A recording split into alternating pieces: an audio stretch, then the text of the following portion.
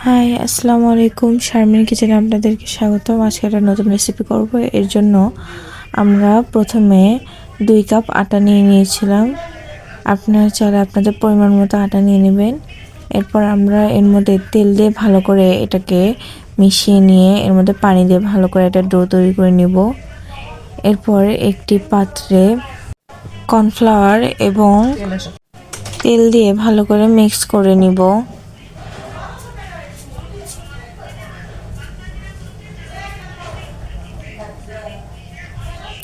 ভালো করে মিক্স করে নেওয়া হয়ে গেলে এটা আমরা রুটি বানানোর সময় ব্যবহার করব।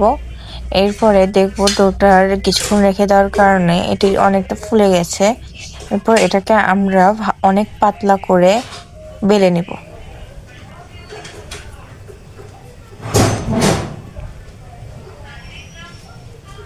এটা অনেক পাতলা হওয়া দরকার, কারণ এটা মুচমুচে হওয়ার জন্য পাতলা অনেক জরুরি। এরপরে আমরা সেই বানিয়ে রাখা কর্নফ্লাওয়ারের মিশ্রণটি দিয়ে ভালো করে মাখিয়ে নিব। এরপর এর উপর ভালো করে কর্নফ্লাওয়ার দিয়ে দিব। আপনারা চাইলে আটাও দিয়ে দিতে পারেন। তারপরে এটাকে আমরা ভালো করে রোল করে নেব। রোল করে নেওয়া হয়ে গেলে এটাকে ছোট ছোট করে কেটে একটু চাপ দিয়ে রেখে দিব। এটা আমাদের অনেকগুলো হয়ে গেছে।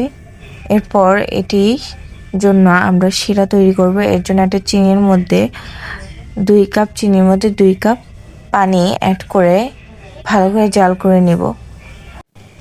এরপর একটি কড়াইয়ে তেল গরম হয়ে গেলে এর মধ্যে আমরা বানিয়ে রাখা সেই ছোট ছোট খাজাগুলো দিয়ে দিব। এরকম লাল লাল হয়ে গেলেই আমরা সেই চিনির শিরার মধ্যে এগুলো দিয়ে দিব।